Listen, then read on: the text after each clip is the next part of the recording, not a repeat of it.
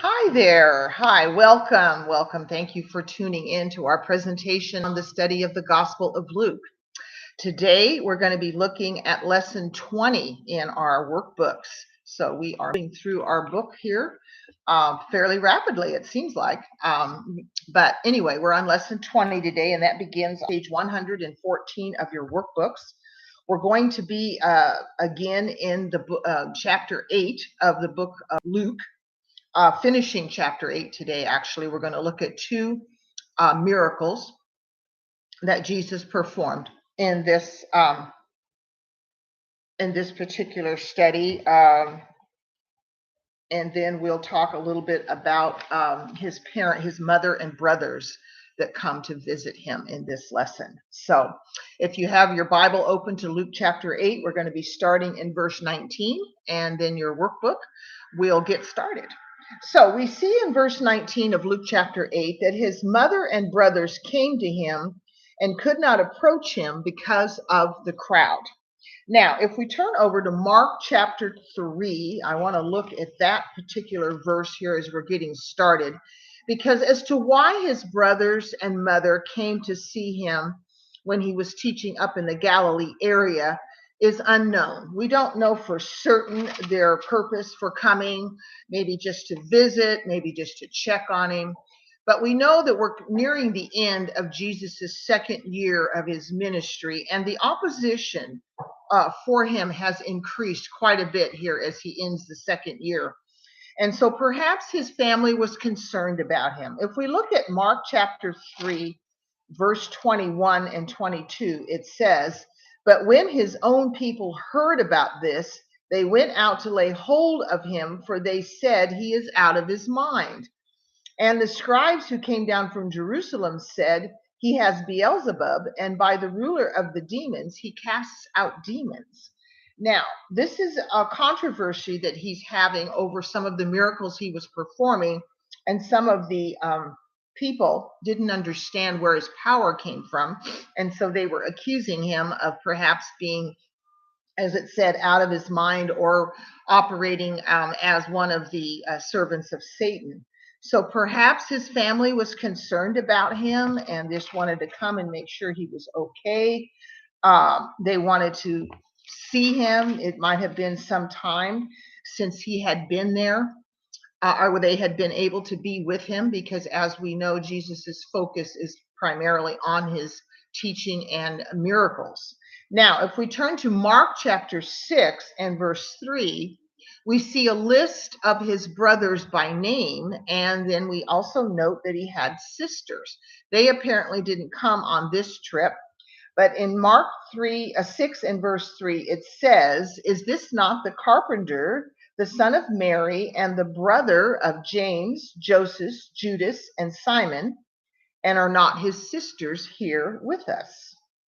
So there we have a list of his physical family. We know that Mary had other children besides Jesus. And these brothers, how many of them came, we do not know, but he had at least 4 others that were named. And his mother. They're standing outside this home or building where Jesus was, and they could not get near him because of the crowd and the press of the people. Question 1 asks us on page 117, why could not the mother of Jesus and his brethren come to him? So, as we said, it's because of the crowd. There were so many people that constantly thronged around Jesus, huge multitudes of people in the thousands, that you can understand why it would be difficult for them to get their way through the crowd where they could get even near where Jesus was.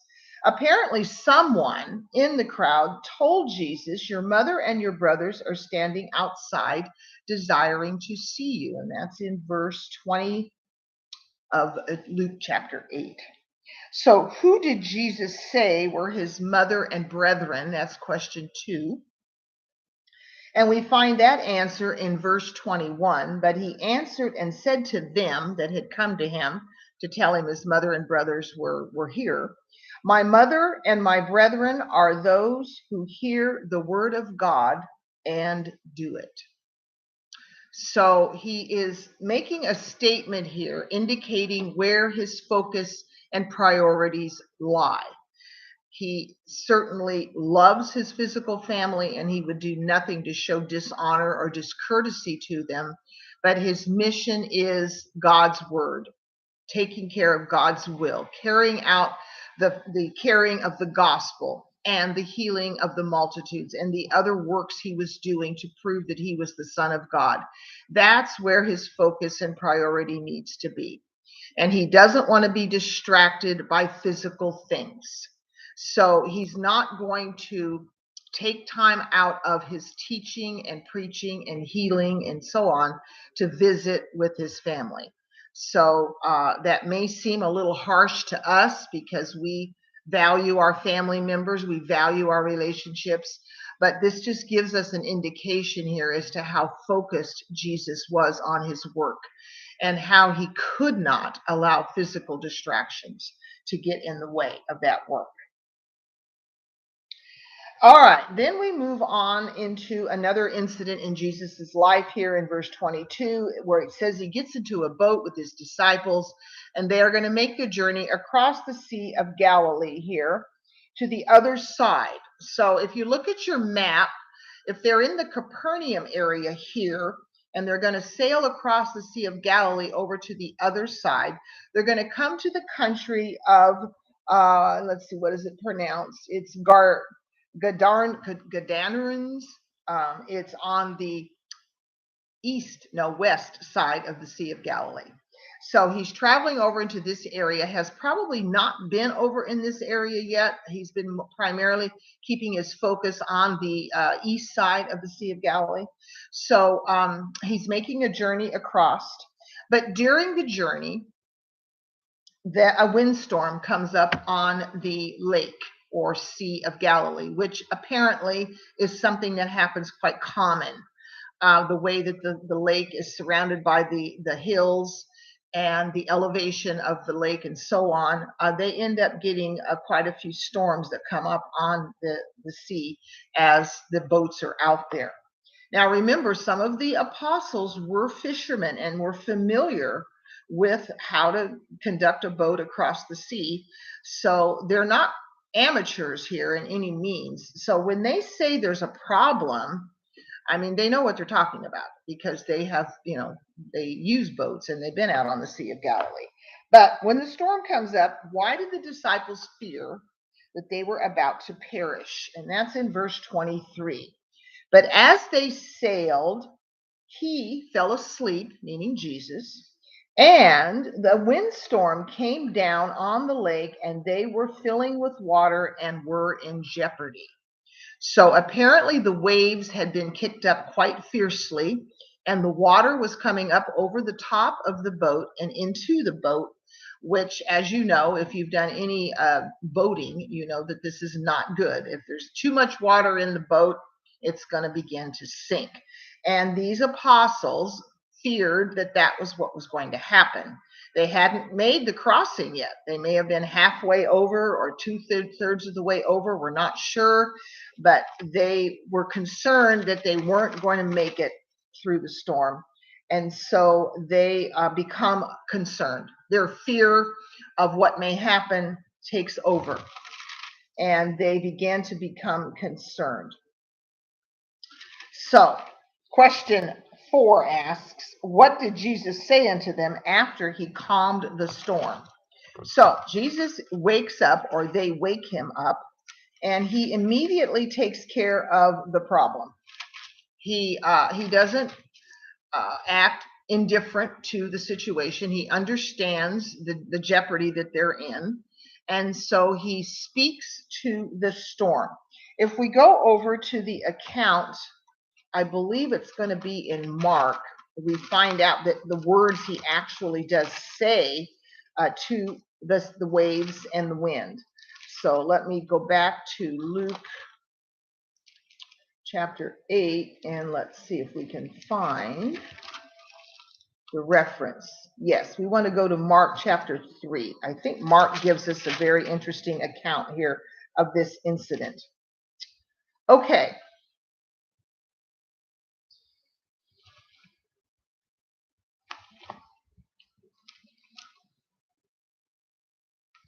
I guess we're looking at the wrong one. So let me go and find out. I'm wrong. I'm so sorry. We're in Mark chapter 4. I apologize. Mark chapter 4 and verse 35, where they're in the boat. A great windstorm arises, verse 37 of Mark chapter 4, and the waves beat into the boat so that it was already filling. So we can see why they say they were in jeopardy. But he was in the stern, asleep on a pillow. And they awoke him and said to him, Teacher, do you not care that we are perishing? And then he arose and rebuked the wind and said to the sea, Peace, be still. And the wind ceased, and there was a great calm.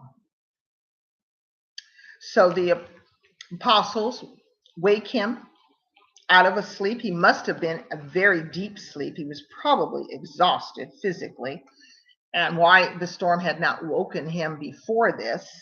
And he is concerned that they are, where's your faith? Why are you getting so upset? In verse 25 of Luke chapter 8, he says, where is your faith? And they were afraid. All right, so let's talk about this for a few minutes. So where is your faith? They had just witnessed a wonderful miracle where Jesus displayed his power over nature by just speaking to the winds and the waves. He had calmed it. The winds were gone, they died down. The sea was calm. They were no longer in jeopardy. They could continue their journey across the Sea of Galilee. But why in the world were they afraid when they were with the Son of God and should have been confident in Jesus's ability to take care of whatever came up? Well, we could talk a lot about their reasoning, but I think we all understand that even though we all have faith and we believe that our faith is strong, fear can overcome faith when we allow our emotions to take control over our logical or reasoning abilities. And that's what happens to the apostles. They're in the midst of a storm. They've been trying to navigate this boat across the sea. The wind is blowing, the water's coming up over into the boat. They're probably soaked to the skin. They're concerned about being able to make the journey safely. And so you can understand why a human emotion of fear would come up and take over in this time and keep the faith from being the stronger of the two, because fear is a very powerful emotion, as we know. So the apostles just allowed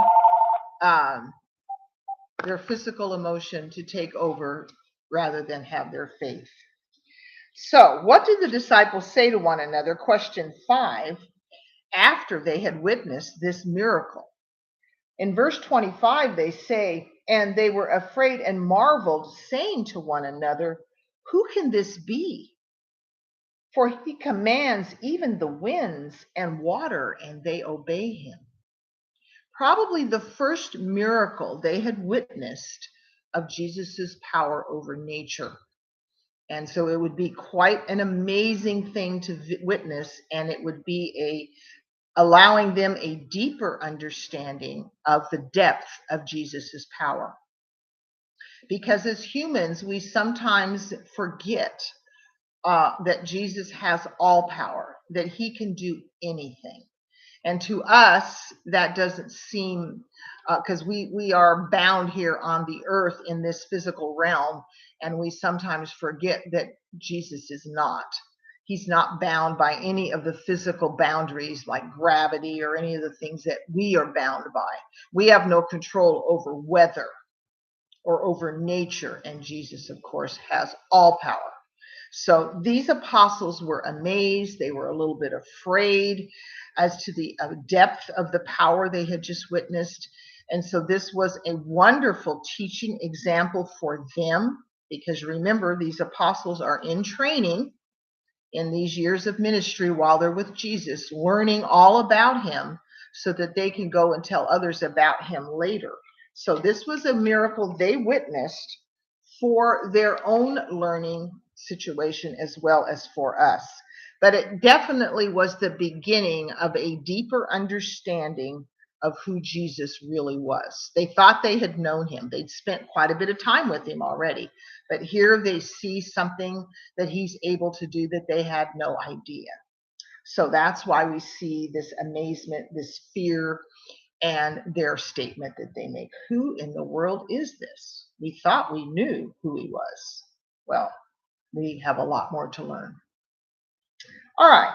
After they safely reached the other side of the Sea of Galilee, they came to the country of the Gadarenes, which is sometimes pronounced Gerasenes. And if you look on a map, you'll see that that's on the west side of the Sea of Galilee.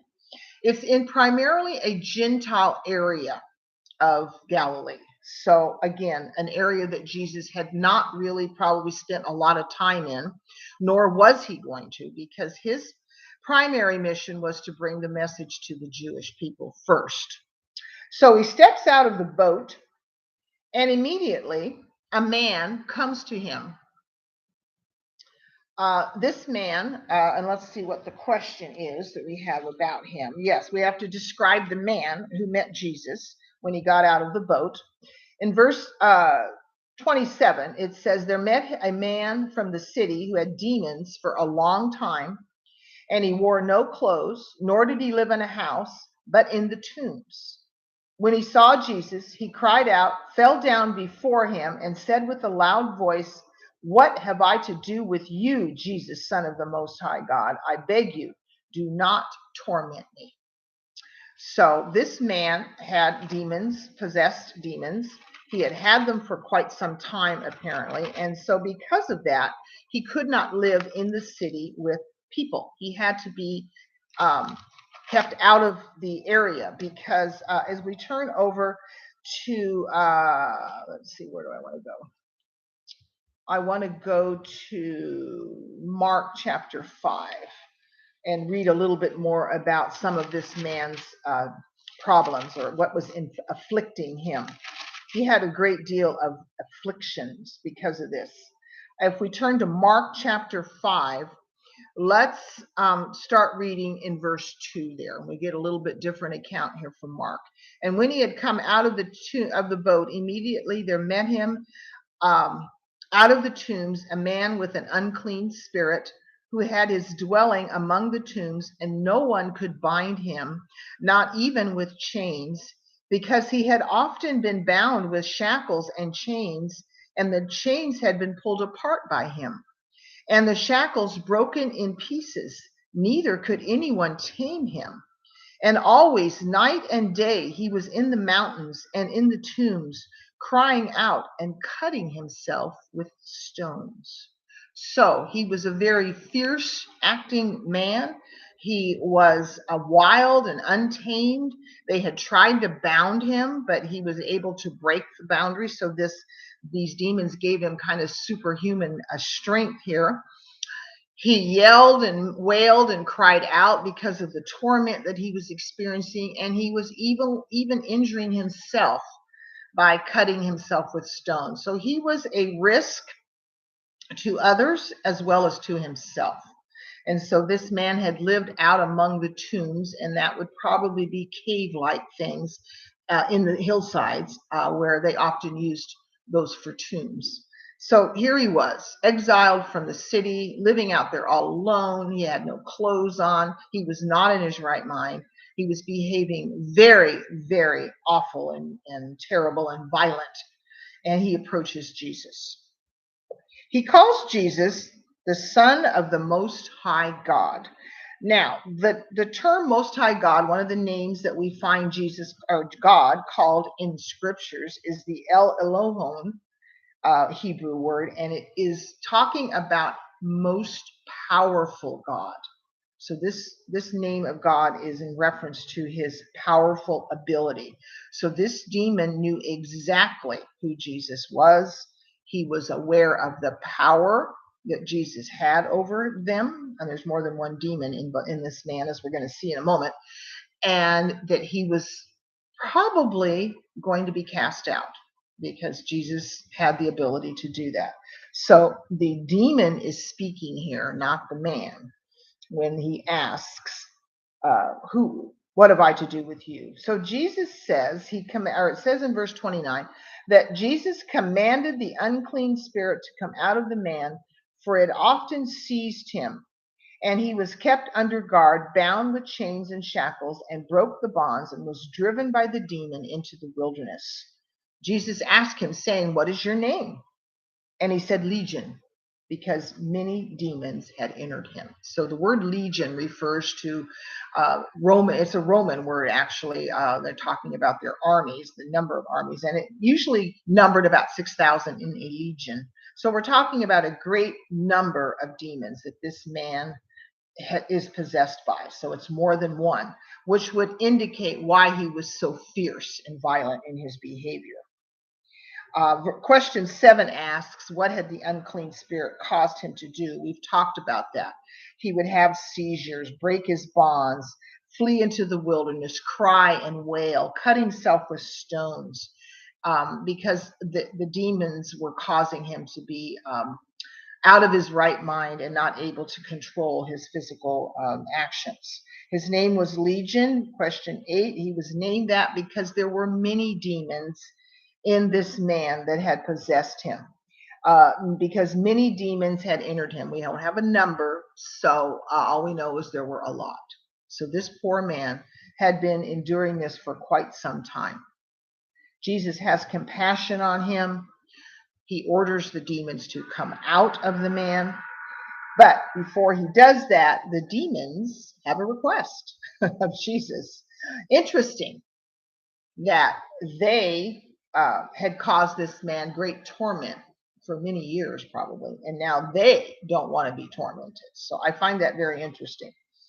They were willing to do the tormenting, but they didn't want to be tormented. So they asked Jesus, please don't send us out into the abyss or the bottomless pit that is referred to over in the book of Revelation, where all unclean spirits go. And they didn't want to go there. They wanted to go somewhere else. So they asked if they could be sent into a herd of swine or pigs that were grazing nearby. I believe it's Mark that tells us there were about 2,000 pigs grazing here on the hillside. And so they asked Jesus, would you please let us enter the pigs rather than send us to the abyss? Well, Jesus, knowing all, knows they're going to eventually end up in the abyss anyway, because when he casts the demon out, that's where they go. So he allows them their request, knowing that they're not going to be able to do anything else. Because what happens when the devils were cast out, they entered into a herd of swine, question 9, and ran down a steep hillside into the sea and drowned. And we read that in verse 33. But then the demons went out of the man and entered the swine, and the herd ran violently down the steep place into the lake and drowned. Now, when their human or animal dwelling place where the demons are dies, the demon leaves. And so the demons would then indeed have ended up in the abyss anyway. So they can't exist if the person they're in is dead. So since the swine died, they ended up in the abyss anyway. So you can see why Jesus granted them their request, knowing they were not going to be able to do any more harm to anyone. So they run down the hillside, jump into the Sea of Galilee, and they all drown, about 2,000 of them. So that must have been quite a stampede. And of course, the people that were watching over the herd, they were in charge of it, were now what do we do? Because not only had they just lost a great deal of revenue because of the amount of animals that were lost, how were they going to explain this to the owners or to the people that were in the area about what happened to their pigs? So they run into the city.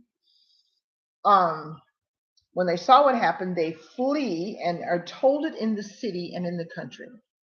This is what happened. And so everyone in the area heard about what had happened, this terrible occurrence. where the demons entered into these swine, and maybe the men watching the swine didn't know what had happened, didn't understand what made the herd run in a stampede like situation and fall into the sea. Maybe they were unsure as to what had caused it. Maybe they were, but they went in and they told everybody they met. And so they all came out, the whole multitude of the surrounding region came out to see this man, Jesus.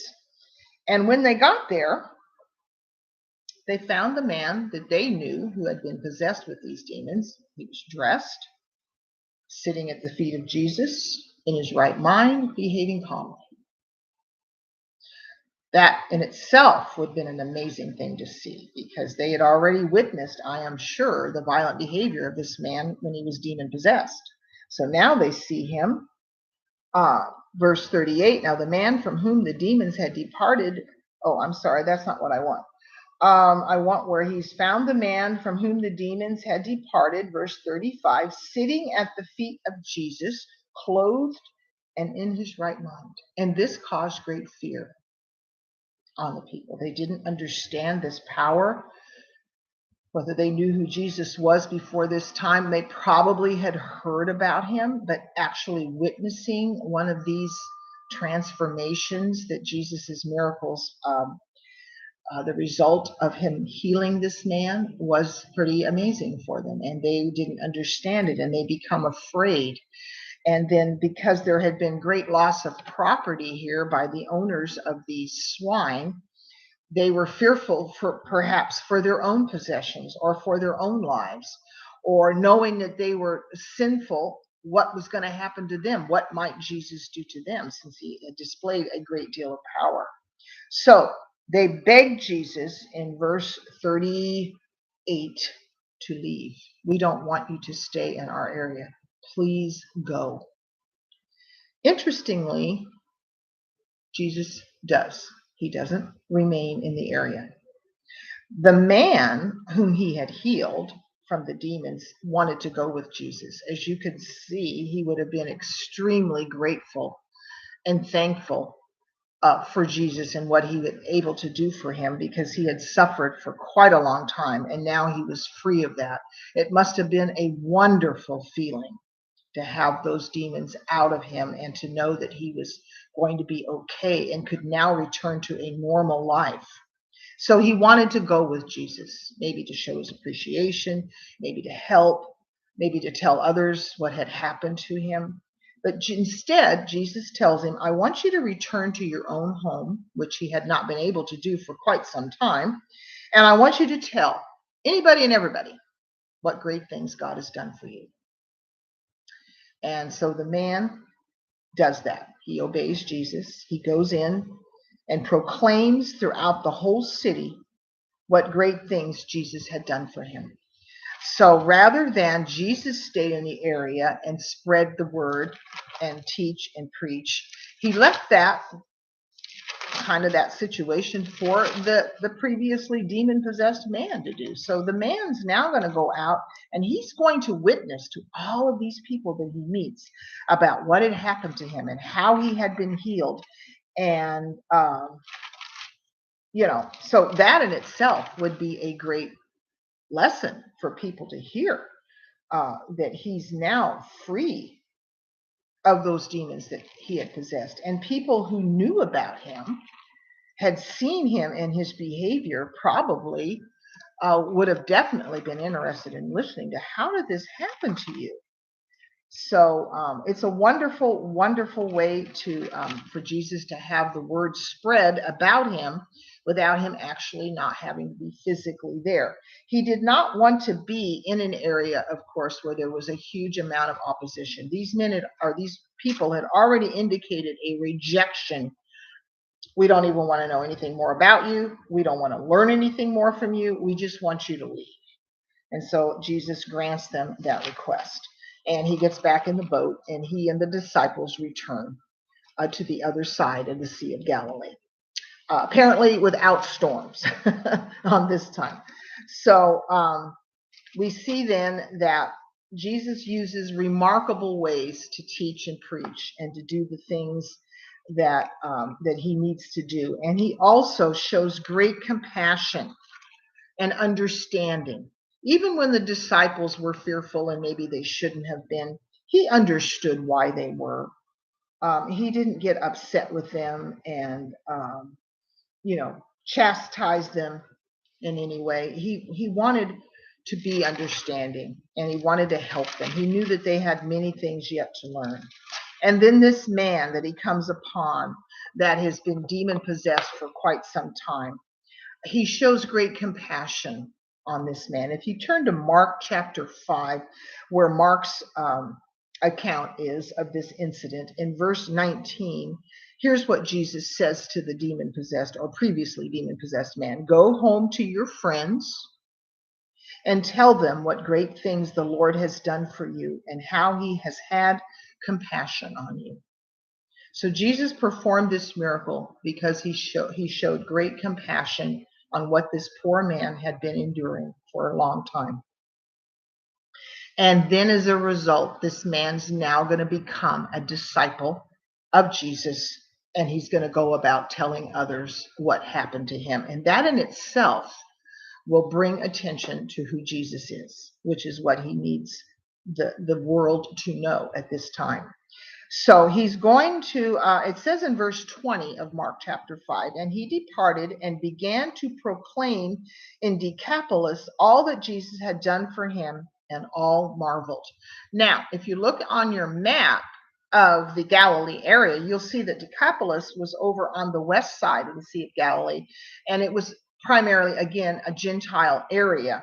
So the word's getting spread among the Gentiles because of this miracle that Jesus performed, as well as the fact that Jesus was not going to stay in the area. He does go to Decapolis a couple times in his ministry, but he has a huge area to cover and he's only one man. So having others get out and spread the word is helpful. So this man is going to become one of those disciples. All right, let's look at our true and false. Mary remained a virgin all her life, so Jesus had no brothers. Well, we've already read the verse where it listed his brothers' names, and here they are coming to see him. So, of course, that's false. But this is a teaching, a false teaching we do hear from the Catholic Church and others, that Mary was a virgin. Once she had Jesus, she never had other children. And of course, if they only read the scriptures in detail, they would learn that she did indeed have other children. All right, number 2, Jesus was asleep when a storm arose on the lake. This is true. We saw that in the verses we read in Luke and in Mark. I find it exceedingly comforting that Jesus got a pillow because he had such a hard life while he was here on earth. And I am so glad that he was able to sleep with a pillow. I can't sleep without a pillow. So it was comforting to me to know that he had one. Number 3, the evil spirit recognized Jesus as God's son. He does indeed, because he calls him that, the Son of the Most High God. So he knew exactly who Jesus was. All demons do. All demons did know who Jesus was. They had no problem recognizing him, and they knew he had power over them. So that's why they feared him. That's why they usually shouted out in fear, "Don't torment us, don't do anything," because they know that Jesus can do that to them.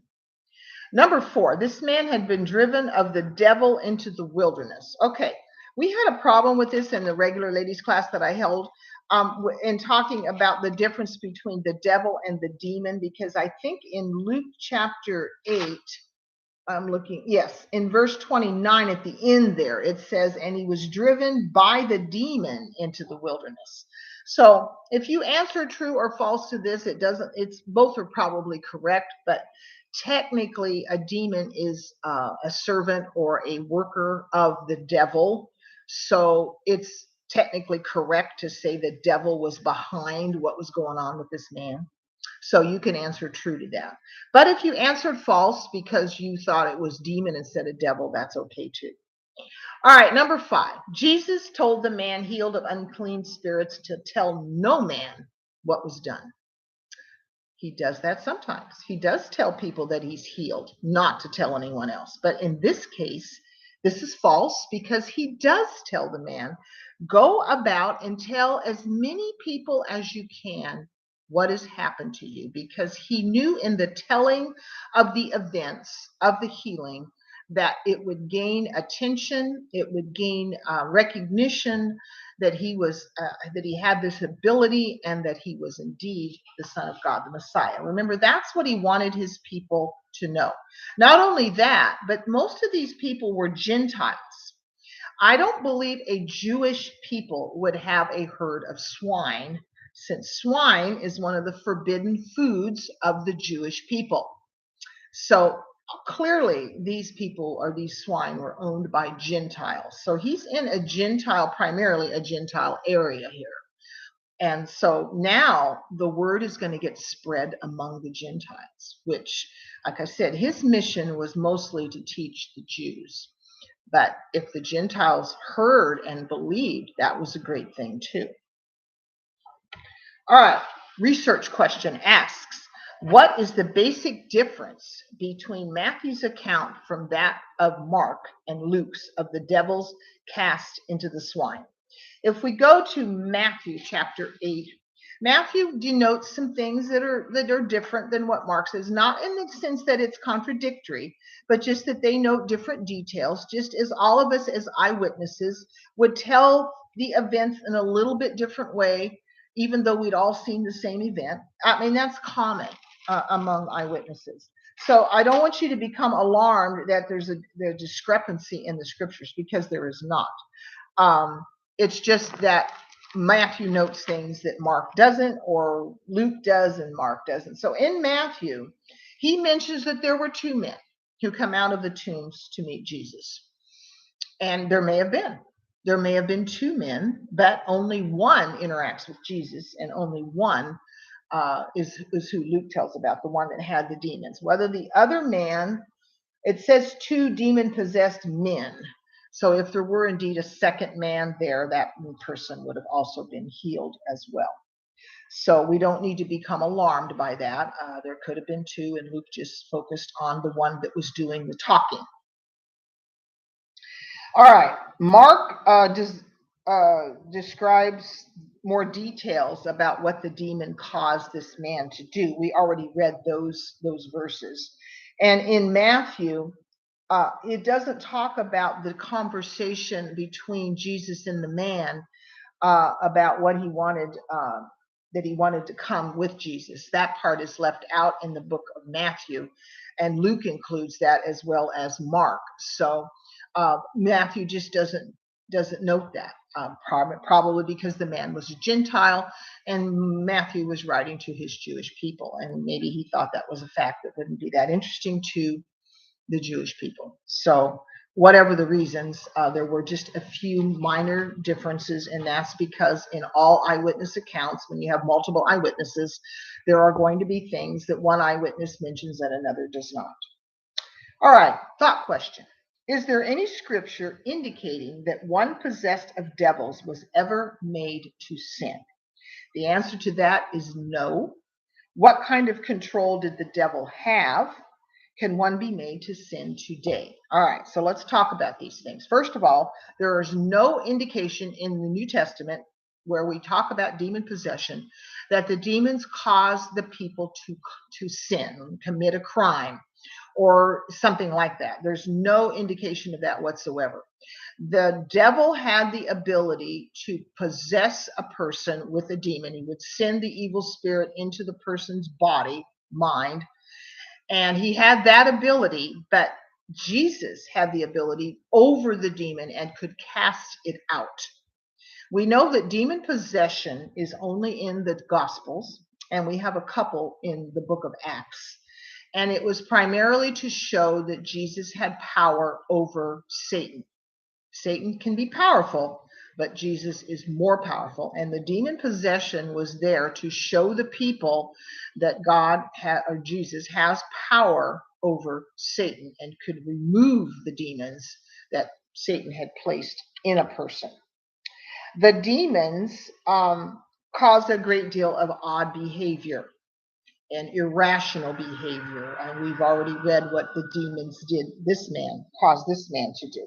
Powerful physical strength, convulsing, foaming at the mouth, and other many difficult physical difficulties. Sometimes they were blinded or couldn't hear. There was always a physical infliction from the demon of some kind. Perhaps they couldn't walk, or they couldn't, we have the incident of the father who brings his son, who he told Jesus that he wanders into the fire and then he wanders into the water. And so there was a loss of orientation there for that young man. So there are many physical inflictions that demons cause, but never to the point where the demon causes a person to commit a sin. That is something that Satan does not have the power to do. So the last question asks, can one be made to sin today? The answer to that is also no. The Satan tempts us to sin, perhaps suggests the idea of, or tempts us with some kind of physical desire or lust that he knows might cause us to want to go after it and do something. The lust of the eyes, pride of life, the lust of the flesh. These are all tools that Satan uses, but unless we make the decision to sin, Satan can't force us to sin. So we need to always remember that when we do sin, it's because we gave in to the temptation to sin. We made the choice. Satan did not force us. Neither does Jesus force us to be Christians. We have free choice. That's one of the gifts that God has given humans, is we get to decide. Now, when you were demon possessed, you could not control your physical behaviors, but those physical behaviors never became sinful. They were only harmful to the individual and sometimes to others. I hope that you get an understanding of that and that you're not confused, because demon possession can be quite alarming and quite confusing if we don't put it in the proper perspective, which is it was a way that Satan was using to show, to tempt Jesus, really. And Jesus, of course, in every single incident, removes the demon from the individual, and the person is made whole again. They're well. After the book of Acts, we do not read of any other demon possession in the early church. Its purpose was over. Once Jesus died on the cross, the gospel was preached, and people became baptized Christians. There was no need then, because we now have power over Satan ourselves when we apply the word of God to our lives. Okay, I hope that you found that lesson helpful. We will do lesson 21 at our next presentation, which is going to continue through the book of Luke. So thank you again for tuning in and watching this presentation. And if you have any questions or something that wasn't made clear, please let me know. And I will do what I can to untangle things, because like I said, demon possession is a little difficult to grasp sometimes. And so if you need further help in that area, just let me know. And again, I thank you for watching, and we'll hopefully see you next time.